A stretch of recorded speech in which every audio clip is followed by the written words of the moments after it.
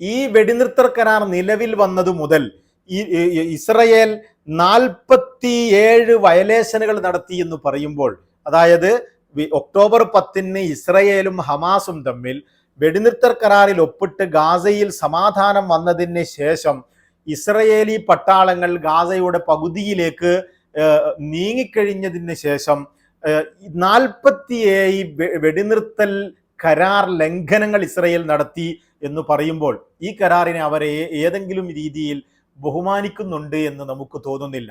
ഈ കരാർ നിലവിൽ വന്നതിന് ശേഷം ഗാസ സിവിൽ ഡിഫൻസ് അറിയിച്ചത് പ്രകാരം 51 ആളുകളെ ഇതുവരെ ഇസ്രയേൽ കൊന്നുതള്ളി എന്നുള്ളതാണ്. നമ്മൾ ഈ പറയുന്ന കണക്കൊക്കെ മിനിറ്റുകൾ കൊണ്ടും മണിക്കൂറുകൾ കൊണ്ടും മാറിക്കൊണ്ടിരിക്കുന്ന ഒരു കണക്കാണെന്ന് കേൾക്കുന്ന നിങ്ങൾ മനസ്സിലാക്കുക.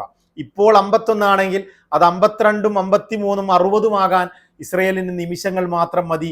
അവർ ഹമാസിനെ ഇല്ലാതാക്കുന്നു എന്നും മറ്റുമൊക്കെ പറഞ്ഞുകൊണ്ട്, ഹമാസ് തിരിച്ചാക്രമിച്ചു എന്നൊക്കെ പറഞ്ഞുകൊണ്ട് അവർ വ്യോമാക്രമണങ്ങൾ ഇത്തരത്തിൽ തുടരുകയാണെങ്കിൽ എണ്ണങ്ങൾ വർദ്ധിക്കുന്നതിലേക്ക്, നമുക്കറിയാം 70,000-ൽ പരം ആളുകളെ 2 വർഷം കൊണ്ട് കൊന്നു തള്ളിയ ഒരു സേനയാണ്, സാധാരണക്കാരെയും കുട്ടികളെയും കൊന്നു തള്ളിയ ഒരു സേനയാണ് ഇസ്രയേലിന്റെ IDF എന്ന് പറയുന്ന ഈ പട്ടാളം.